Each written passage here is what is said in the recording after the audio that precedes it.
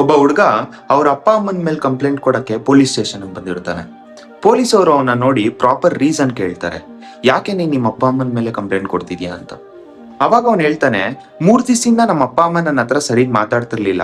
ನಾನ್ ನಿನ್ನೆ ಮನೆಗ್ ಬಂದಾಗ ನಮ್ಮ ಅಪ್ಪ ಅಮ್ಮ ರೂಮಲ್ಲಿ ನನ್ನ ಸಾಯಿಸ್ಬೇಕು ಅಂತ ಮಾತಾಡ್ಕೊತಾ ಇರ್ತಾರೆ. ಇದನ್ ಕೇಳಿ ನನಗ್ ತುಂಬಾ ಭಯ ಆಗುತ್ತೆ. ಅದಕ್ಕೆ ನೈಟ್ ಮಲ್ಗೋವಾಗ ನನ್ನ ಡೋರ್ನ ಲಾಕ್ ಮಾಡ್ಕೊಂಡು ಮಲಗಿದ್ದೆ.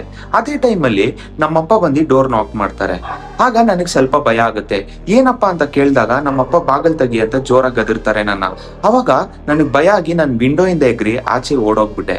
ಕೆಳಗಡೆ ಇಳ್ದಿ ನಾನು ಓಡೋಗ್ತಾ ಇರ್ಬೇಕಾದ್ರೆ ನಮ್ಮಪ್ಪನು ನನ್ನ ಹಿಂದೆ ಜೋರಾಗಿ ಓಡ್ ಬರ್ತಾ ಇರ್ತಾರೆ. ನಾನು ಏನು ಅಂತ ಹಿಂದೆ ತಿರುಗಿ ನೋಡಿದ್ರೆ ನಮ್ಮಪ್ಪನ ಕೈಯಲ್ಲಿ ಚಾಕು ಇರುತ್ತೆ. ನಮ್ಮಪ್ಪನ ಕೈಯಲ್ಲಿ ಚಾಕು ಇದ್ದದನ್ನ ನೋಡಿ ಬೈಕ್ಗೆ ನಾನು ಕಾಲ್ ಜಾರ್ ಬಿದ್ಬಿಟ್ಟೆ. ನನ್ಗೆ ಎಚ್ಚರ ಆದಾಗ ಅಲ್ಲಿ ಸುತ್ತಮುತ್ತ ಯಾರು ಇರ್ಲಿಲ್ಲ. ಅದಕ್ಕೆ ನಾನು ಪೊಲೀಸ್ ಸ್ಟೇಷನ್ಗೆ ಬಂದೆ ಅಂತ ಅಂತಾನೆ.